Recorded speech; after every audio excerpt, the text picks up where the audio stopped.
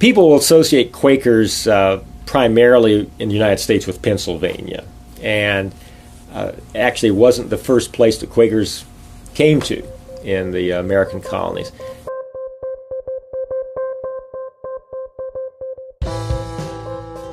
Quakerism began in England, 1640s and 50s, and as missionaries, those who went forth to share their experience, to lead others into convincement, first came to Virginia. The first known Quakers in the colonies, I believe, was Elizabeth Harris in 1656 in Virginia.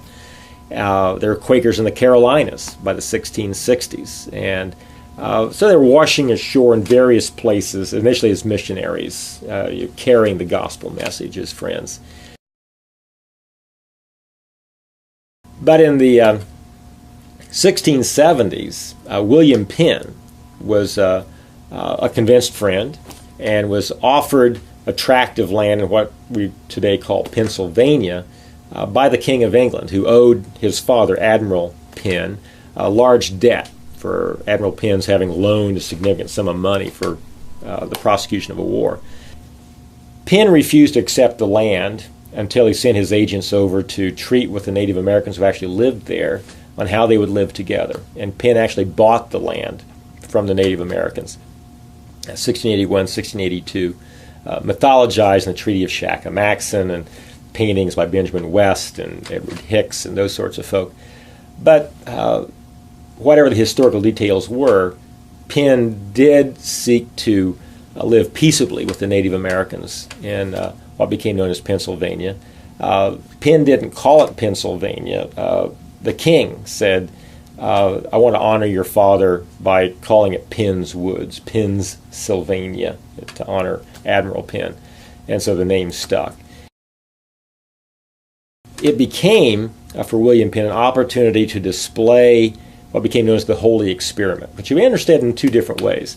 It was an experiment in how to organize our political and religious and social lives around those testimonies of friends, around the Quaker understanding of restoring original Christianity.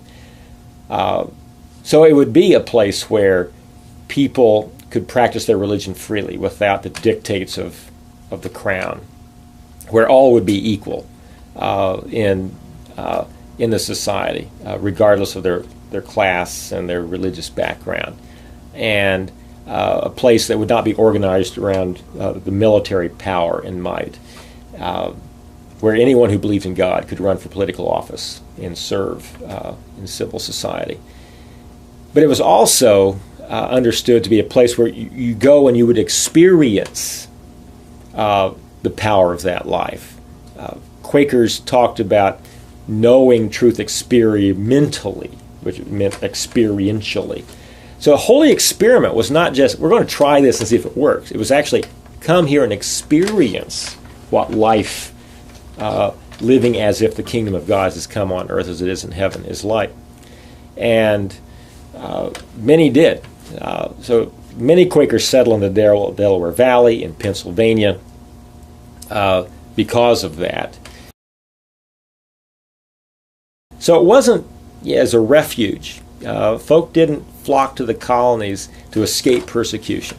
In fact, if they got to Massachusetts, they were hanged. It was not a capital offense to be Quaker in England. It was in Massachusetts, and several Quakers were hanged for the crime of driving while Quaker in Massachusetts.